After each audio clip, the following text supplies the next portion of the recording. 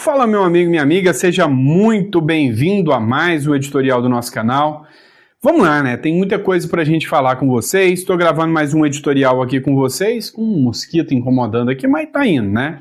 Então, como eu já gravei um hoje, né, e lancei agora à noite, olha só o cabelo, o jeito da situação, e lancei vou gravar esse aqui agora, mas vai sair amanhã, de manhã. Então é continuidade do que a gente já fez até agora. Beleza? Combinado? Tamo junto? E aí vocês me falam se o áudio tá legal, se o conteúdo aqui tá ficando bom para vocês, tá bom? Mas vamos lá, vamos entender o que tá rolando, tem muita coisa acontecendo, a gente já falou de todas essas notícias aqui no nosso aplicativo. Agora, a gente vai começar a trazer mais algumas notícias para vocês. Pessoal, vamos falar da loucura que está se tornando o mundo, né? O mundo não tá para brincadeira não, meu irmão. O negócio está ficando maluco para todos os lados.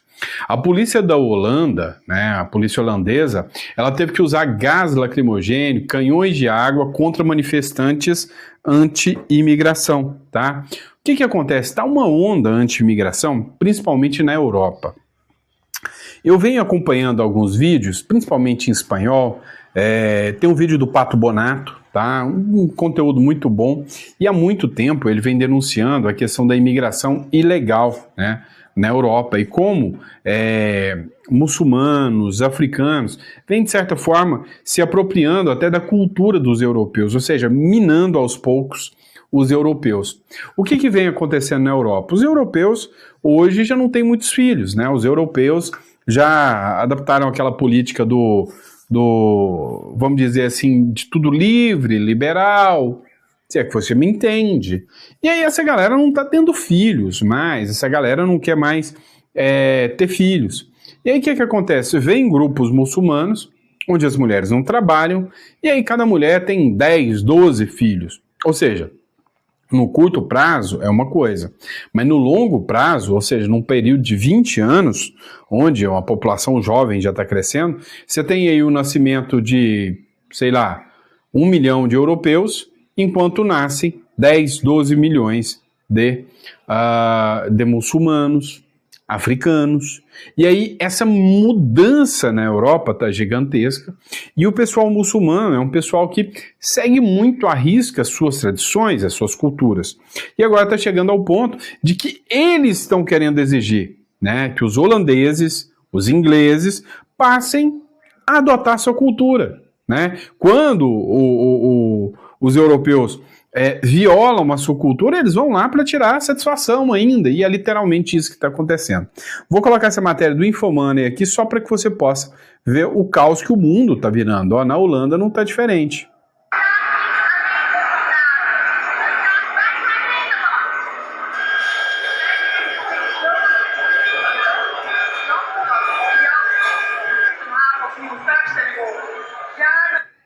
Vocês viram que eles escreveram aí, né? Manifesto organizado através de ativista de direita reuniu milhares de pessoas. Geralmente, quem é contra esse discurso, né? Quem é pró-discurso de anti-imigração é a direita mesmo. A direita, ela costuma questionar muito não a imigração, mas a imigração ilegal, desenfreada, desacerbada, esse tipo de imigração que costuma incomodar muito a direita. E aí eles querem pôr que, olha só como a direita é intolerante, mas intolerante é o que essas figuras que saem de outros países, que chegam lá e que não respeitam. Então, por exemplo, eu trabalho com imigração, eu já fiz com que milhares de pessoas busquem, né, imigrar para outro país, seguindo as regras legais, seguindo, né, as normas de imigração, dando entrada, tendo aprovação do país, entrando para fazer investimentos. A maioria dos meus clientes são investidores, então vão para outros países para fazer investimento, para guardar o seu dinheiro, para se proteger do Brasil. Agora, a grande questão é, você chega em outro país, é sua obrigação respeitar as regras e a cultura daquele país. Eles não têm obrigação nenhuma de respeitar as suas regras e as suas culturas, né? Esse é o grande problema.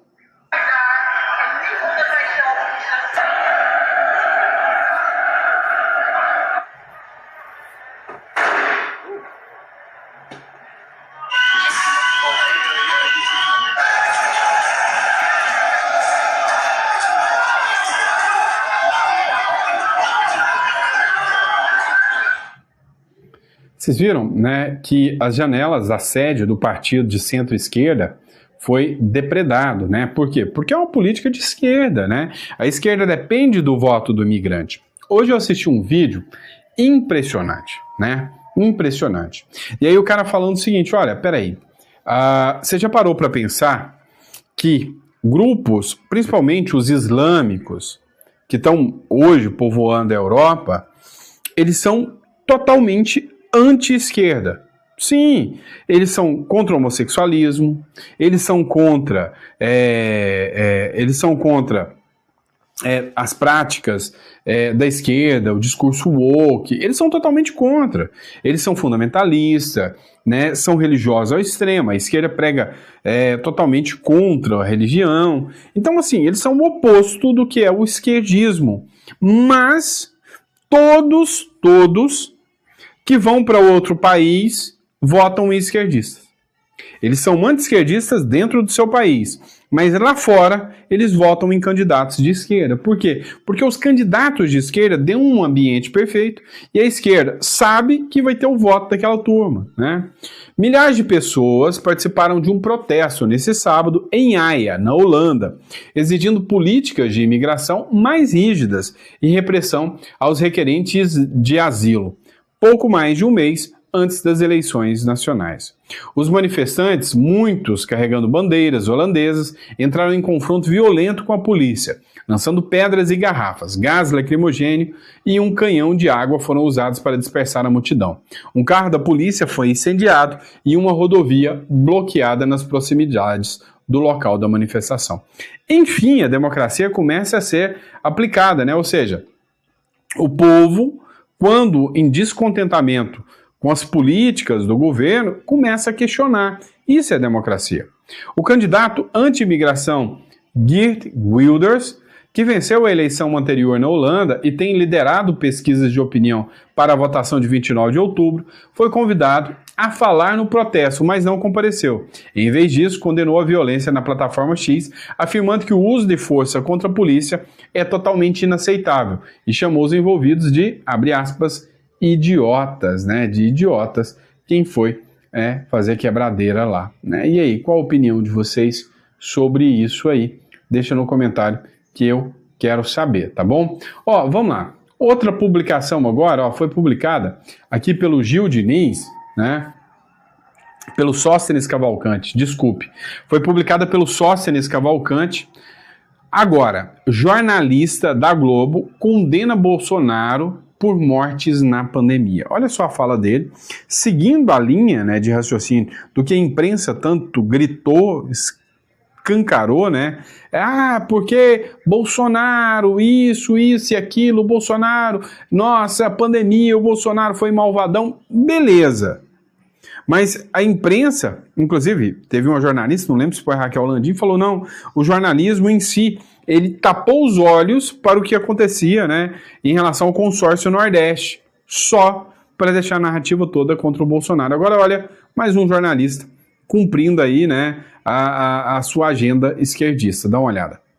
Foi muito interessante que várias pessoas comuns no dia a dia vieram falar comigo do seu alívio por pelo menos sair uma condenação para aquele ex-presidente que estava no cargo no pior período da história recente desse país, um período que já entrou para a história como um período absolutamente caótico na saúde pública e tudo mais, porque se viram um pouco a justiça sendo feita contra alguém que não fez nada para enfrentar a pandemia. Uma pessoa veio falar comigo e falou assim, eu mesmo fiquei com Covid, fiquei um tempo fora, afastado da minha família desesperada, sem saber o que ia acontecer.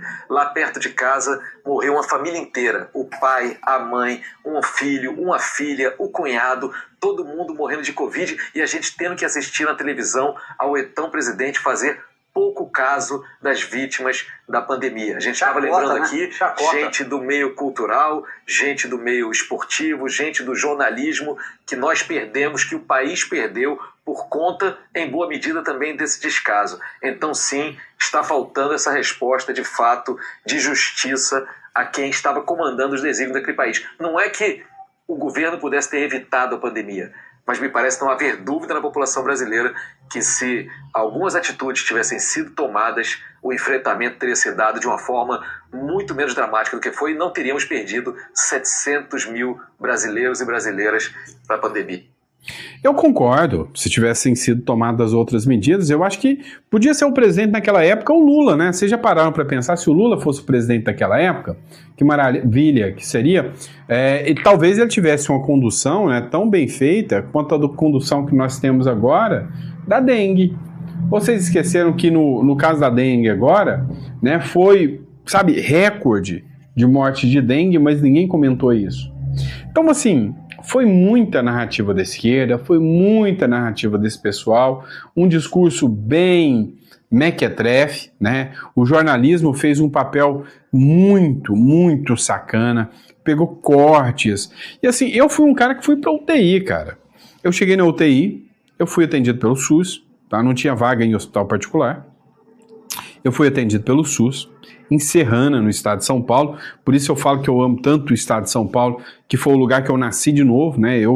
Para mim, 3 estados são especiais na minha vida, embora eu goste de muitos, mas 3 são especiais, que é Goiás, onde eu nasci, que é Minas Gerais, onde eu ganhei meus tesouros, né? Os meus principais tesouros, e que é São Paulo, onde eu nasci de novo. E eu fui para Serrana ali, fui para UTI, fiquei 18 dias entubado na UTI, né? E sabe, eu fiquei com raiva do Bolsonaro na época, tá? Não vou mentir para vocês. Por quê? Porque eu caí no discurso da imprensa. Quando eu saí debilitado, eu vi muita gente morrer dentro da UTI, e aí você põe vídeo, mas eu não sou coveiro. E aí você fala, não, mas será que o Bolsonaro é tão mal assim mesmo? Até que eu parei para investigar um pouco mais para a política e eu vi que tudo aquilo foi um plano armado da imprensa, com cortes, sabe? Cortando lives ali para pegar aquele pedaço em específico para difamar o cara. Então, assim, se eu fui muito bem tratado, é porque teve recursos federais, vacina, tudo isso, que a esquerda aí fica escancarando, né? Com a hipocrisia do caramba. E a imprensa tem grande responsabilidade nisso sim, tá? E agora, pode ter certeza, o que eles estão buscando é uma nova condenação contra o Bolsonaro. Vão condenar o Bolsonaro por causa da pandemia. O Bolsonaro, e a mira aqui não é o Bolsonaro. É todo mundo, mas todo mundo que tem chance de ganhar a eleição para o Senado vai ficar inelegível.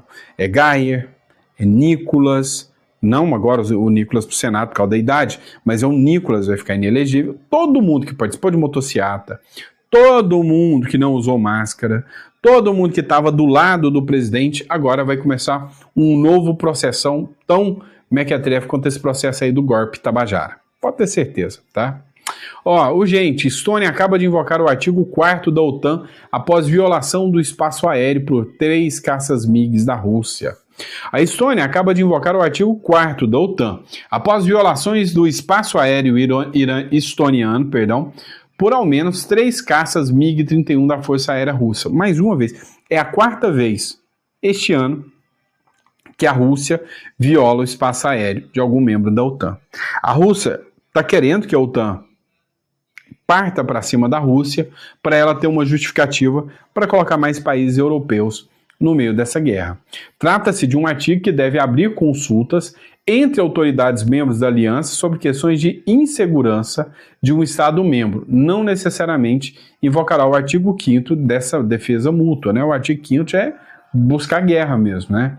Essa foi a 9ª vez que o artigo 4º foi invocado na aliança e a 2ª vez em 2 semanas que um membro da OTAN, devido a uma violação do seu território pela Rússia, né? Pela Rússia. Ou seja, eu já disse para vocês, o que o Putin está fazendo é fazendo teste, né? Com a OTAN. Ele está fazendo testagem mesmo com a OTAN. Vamos lá, olha só essa matéria aqui, editorial Central Política O Sul. Flávio Bolsonaro e Damares Alves visitam o Zambelli em prisão na Itália. Os senadores Flávio Bolsonaro, Damares Alves, Eduardo Girão e Magno Malta, 4 senadores, visitaram nesta sexta-feira a deputada federal Carla Zambelli, presa em Roma desde julho. Em vídeos divulgados nas redes sociais, os parlamentares disseram que a deputada está abalada emocionalmente, sente-se abandonada e chora com frequência. A visita ocorreu no complexo penitenciário de Rebibbia, onde Zambelli aguarda o processo de extradição para o Brasil. A justiça italiana decidiu mantê-la detida durante o trâmite, que pode durar até 2 anos. A defesa havia solicitado que ela aguardasse em liberdade por questões de saúde, mas o pedido foi negado. Damares afirmou que a visita foi emocionante e pediu orações pela colega, pela Carla Zambelli, né, pessoal? Pela Carla Zambelli. Cara, até hoje eu não consegui entender qual foi a da Carla Zambelli, que foi para os Estados Unidos, saiu dos Estados Unidos e foi para a Europa. A minha visão é que a Zambelli queria fazer igual o Eduardo Bolsonaro, ou seja, abrir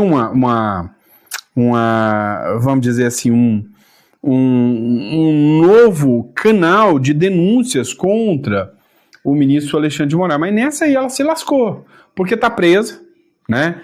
Então, assim, na época eu ainda cheguei a comentar, eu falei o seguinte, olha, a Carla Zambelli, se ela tivesse mais tranquila, ela tinha ficado lá nos Estados Unidos, porque ela já sabia como o Trump agia, já sabia como estava funcionando lá nos Estados Unidos, teria ficado por lá mesmo. Mas não, resolveu ir para a Europa. E aí, cara, agora, né, dor de cabeça para ela, vai ficar cada vez mais complicado para ela, né? Vamos lá, bora dar uma olhada nisso aqui, ó. Hugo Mota dá checkmate na oposição e entrega anistia ao STF. A gente já falou dessa matéria, tá? Então eu não gosto de pôr matéria repetida para vocês, tá? 2 ministros do União decidem permanecer no governo Lula. Celso Sabino discute o futuro com o Lula. Peraí, 2 ministros do União, mas que não são do União Brasil, foram indicados pelo União Brasil, tá? Um dia após o União Brasil aprovar uma resolução determinando que filiados ao partido entreguem os seus cargos no governo federal em até 24 horas, 2 ministros já sinalizaram que não vão seguir a decisão. O Valdez Góes, acho que Valdez Góes, não lembro se foi do Amapá, que ele era governador, alguma coisa assim, tá? O Valdez Góes, Integração e Desenvolvimento Regional, e Frederico de Siqueira, da Comunicações, confirmaram que permanecerão na equipe do presidente Luiz Inácio Lula da Silva por O Record. Nem o Valdez Góes e nem o Frederico Siqueira são do União Brasil. Foram indicados pelo União Brasil, mas eles não são do União Brasil, tá? E aí, eles sinalizaram por quê? Porque, apesar da indicação, eles não são do partido. Então, para que eles vão perder a boquinha no governo Lula? Então, preferiram pular fora. Agora, deixa eu explicar para vocês o porquê que isso aconteceu. Funcionou assim. Nós temos o presidente do União Brasil, que é o Rueda. O Rueda e o Centrão fechou, de certa forma, uma aliança com a oposição, né, para fazer, né, vamos dizer aí, um levante contra o governo Lula. Ou seja, a ideia é que o bolsonarismo apoiasse governadores do Centrão, enquanto que o Centrão apoiaria senadores do bolsonarismo. Assim, né, o Centrão levaria aquilo que eles gostam, que é o governo, onde dá para indicar muitos cargos, tem muita força, e em troca os senadores, né, bolsonaristas poderiam mover o impeachment do Alexandre de Moraes. Agora, fazer com acordo com o Centrão é doideira, tá? A gente viu o que o Hugo Mota fez aí com o bolsonarismo, né? Defenestrou o bolsonarismo por causa da anistia. Agora, o que a gente precisa entender sobre isso aí? O Antônio Rueda, que é o cacique principal do União do Brasil Centrão, quando ele anunciou que ia sair, ele deu 30 dias para todo mundo sair. O governo Lula, né, deixou aliados dele, a turma da esquerda, do PSOL, detonar o Antônio Rueda, tentando vincular o Antônio Rueda, que é o presidente, o cacique do União Brasil, ao PCC, ao crime organizado. Nessa brincadeira, né, acabou que o União Brasil, né, viu o Rueda sendo atacado, fez uma reunião de última hora e fechou em mandar todo mundo sair fora o mais rápido possível do governo Lula. Ou seja, deu 24 horas para o governo Lula, para dar todo mundo da linha do governo Lula.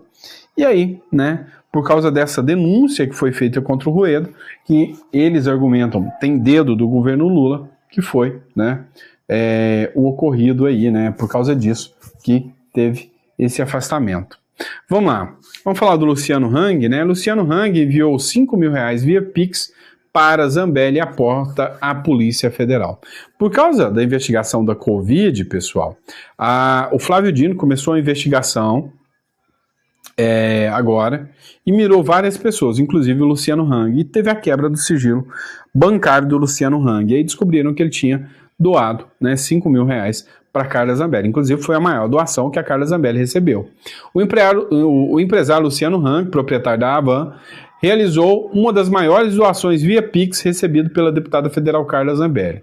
Entre maio e junho desse ano, período em que ela já estava foragida no exterior, a informação consta em relatório da Polícia Federal encaminhado ao ministro Alexandre de Moraes do Supremo Tribunal Federal nesta sexta-feira, dia 19. A pedido de Moraes, a PF fez análise bancária dos valores recebidos por Zambelli. Foram analisadas as transações ocorridas entre 8 de maio e 5 de junho desse ano. A PF verificou que a partir de 19 de maio houve um aumento significativo de recursos recebidos, mesma data em que ela solicitou publicamente doações financeiras para o pagamento de multas judiciais, disponibilizando o CPF como chave Pix, né, por parte da Carla Zambelli. E aí agora, né, provavelmente eles vão começar a investigar o Luciano Hang, falando em atos antidemocráticos por parte do Luciano Hang, dizendo que o Luciano Hang financiou a Carla Zambelli, né, que é antidemocrática, fugitiva do Brasil. Puro suco de Brasil. Falar de economia um pouquinho. O Brasil cai de 5º para 32º lugar no ranking global de crescimento econômico em 2025. Olha só, caiu quase nada, né? De 5º para 32º, ou seja, um país que não cresceu o suficiente. O Brasil sofreu uma queda expressiva no ranking global de crescimento econômico, despencando da 5ª para a 32ª posição, entre o primeiro e o segundo trimestre de 2025. Segundo o levantamento da Altkin Rating, com base em dados do IBGE, FMI, o Banco Mundial e outros órgãos internacionais, o Produto Interno Bruto, o PIB brasileiro, cresceu apenas 0,4% no segundo trimestre, contra 1,4% no primeiro, refletindo uma desaceleração significativa. A taxa Selic, atualmente em 15% ao ano, tem sido apontada como um dos principais fatores. Gente, eu atendo no meu escritório muito produtor rural. Meu amigo, você não tem noção da destruição, né, do caos que está a vida desses caras. No Rio Grande do Sul, que é um país, é um estado, né, que eu gosto demais, mais de 23 produtores rurais já tiraram a própria vida, a safra destruindo, desastres ambientais, falta de apoio e auxílio do governo, e aí, né, com os juros do jeito que está, não deram conta de se recuperar. Então, assim, foi uma coisa assustadora mesmo, que a gente acompanhou, né? Vamos lá, pessoal, acompanhando mais uma notícia aqui com vocês, ó, perfis pessoais de prefeitos não podem divulgar ações públicas, decide o STJ. A gente já tinha falado isso aqui para vocês, e assim, eu concordo com o STJ, concordo com a decisão dele, porém, isso aqui tem mira, né? Que são prefeitos que vão com toda certeza ter um apelo popular muito grande, né? Principalmente figuras da direita, como o Manga. O uso de perfis pessoais de prefeitos para divulgar obras, programas e serviços municipais, prática cada vez mais comum, pode configurar promoção pessoal ilícita. Segundo o Superior Tribunal de Justiça, essa conduta é passiva de condenação por improbidade administrativa. Olha só que eu acho que vai ter gente aí da direita que vai ter condenação, como o Manga, por exemplo. Numa decisão recente, compartilhar imagens e informações institucionais em contas privadas caracteriza indício de promoção indevida. O tribunal ressalta que a divulgação de atos, programas, obras e serviços públicos deve ter caráter educativo, informativo e de orientação social, sendo vedada qualquer forma de promoção pessoal de autoridade, a fim de preservar a imparcialidade e a integridade da comunicação. Leu aí, né, claramente o princípio da impessoalidade previsto na Constituição Federal. Além do Manga, tem o Abílio Brunini, né, do Mato Grosso, de Cuiabá, né, também é uma figura que divulga muito, né, no seu perfil pessoal obras, que está fazendo uma ótima gestão lá, pelo que a gente percebe pelas redes sociais, né? São vários, tá? São vários. Se a gente for pegar, tem o Ribeirão Preto, o Ricardo Silva, que também faz isso também. Tem muitos, né? Muitos que fazem a promoção, né? Usando o perfil, o TikTok, o Facebook, o Instagram, para divulgar obras e podem responder a partir de agora, segundo o STJ, por improbidade administrativa, né? Vamos lá, outra matéria aqui. Ciro Nogueira acena para redução de penas aos envolvidos no ato de 8 de janeiro. Ou seja, o Ciro Nogueira, que pode ser caracterizado aqui como vice do Tarcísio de Freitas numa possível embate pela presidência, né? Ele diz que topa o que o STF quer, né? Ou seja, não vai travar uma batalha por uma anistia ampla, geral e restrita. Ele está errado, se você for parar para pensar. Você acha que eles vão deixar passar? Eles já dominaram tudo. Então, o Ciro Nogueira falou, olha, já que está entrando, pelo menos põe vaselina, né? O ex-ministro da Casa Civil no governo Bolsonaro e atual presidente nacional do Progressista, senador Ciro Nogueira, sinalizou que pode apoiar o projeto de lei que prevê a redução das penas para os envolvidos no ato do 8 de janeiro de 2023, incluindo o ex-presidente Bolsonaro. Com essa sinalização, a proposta de anistia ampla, geral e restrita perde força, inclusive entre os aliados do ex-presidente, né? O aceno foi feito em um vídeo publicado nas redes sociais do deputado Paulinho da Força Solidariedade, relator do projeto. Até então, defensor da anistia ampla, Ciro passou a falar abertamente sobre a possibilidade de dosimetria das penas, ou seja, acatando aí, né, o projeto do STF. Mas enfim, dá para criticar o Ciro Nogueira? Não, como eu disse. Cara, para quem tá cagado, o que é um peido, né? Para quem já tá cagado, um pum, não dá nada. Então, assim, cara, a oposição foi destruída nessa aí, todo mundo tava esperando uma anistia ampla, geral e restrita. Eu nunca confiei no Hugo Mota, mas era para esperar para ver, né? Agora o quê? A confiança é o quê? Esperar um vacilo do Centrão ou um vacilo da esquerda e o Centrão dar, né, voz de virada aí e colocar o Bolsonaro e colocar a anistia, né? Como que eu acho que vai ficar? Vai ter uma pressão, eu acho que vai ter a anistia para os presos do 8 de janeiro e uma redução mínima de pena. Vai reduzir 10 anos para o Bolsonaro, beleza. Reduziu 10 anos do Bolsonaro, ainda dá 17. 17 anos para quem não praticou corrupção, nem nada disso, e ainda mais num golpe tabajara que não convence quase ninguém. Aí é tenso, né?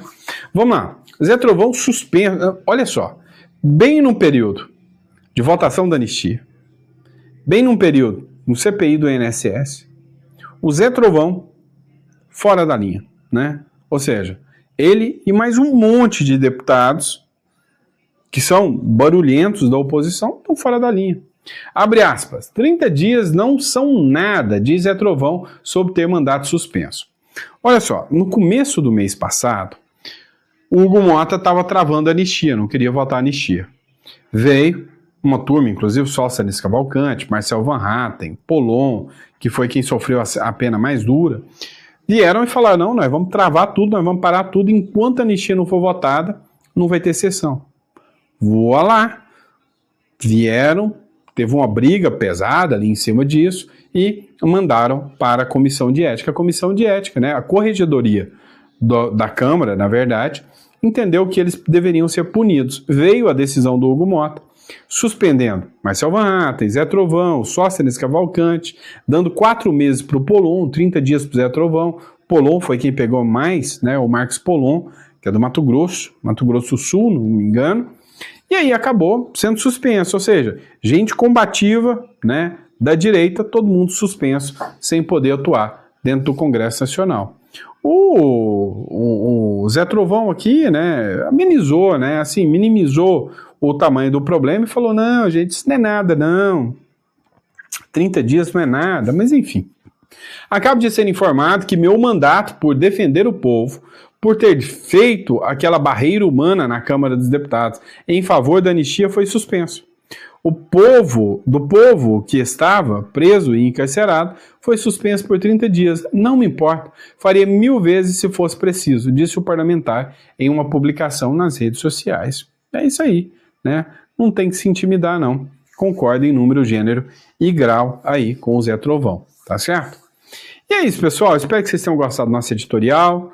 Sempre um prazer e uma honra estar aqui com vocês. Ó, o último que eu gravei ontem, eu gravei pelo tablet. Às vezes eu gravo pelo computador e agora eu estou testando pelo celular. E aí eu preciso saber se o áudio ficou legal, porque assim, às vezes eu gravo e eu escuto pelo celular, a hora que eu vou ver pelo computador, o áudio está uma porcaria no computador e está uma beleza no celular. Então, vocês que estão assistindo, vocês têm que deixar o comentário para dar um help pra gente aí, né, no áudio aí. Mas o celular é para que eu possa ter, sabe, uma mobilidade maior para poder gravar para vocês. Nem sempre a gente está com aquela disposição de sentar na frente de um computador, abrir o computador, e às vezes também a gente está na rua, né? Então, por exemplo, aqui eu tô na fachada de casa, tá? Tá vendo aqui, ó? Tô aqui na fachada de casa, então eu tô gravando aqui para vocês aqui. Então, mas nem sempre é assim. Às vezes eu tô em alguma viagem. Agora você imagina, não tem uma mesinha, né? Como é que você vai montar? E com um celular e o tripé, eu gravo em pé de qualquer lugar, gravo em qualquer salão, dá para me carregar. Às vezes eu gravo até dentro do banheiro, se eu preciso, né? Mas a gente tá trazendo conteúdo para vocês, tá bom? Vocês sabem que eu tenho minhas empresas para tomar conta, empresa de imigração, a advocacia, entre outras questões que eu tomo conta aí também, né? A empresa de marketing que a gente tem. Então a gente tem que estar fazendo tudo isso, né? Sem contar a quantidade de viagens que eu faço. E aí a forma que eu tenho para poder continuar produzindo conteúdo para vocês é essa, tá bom? Então a gente tenta aprimorar e melhorar sempre, tá bom? Abraço, fiquem com Deus e eu vejo vocês no próximo editorial. Abraço.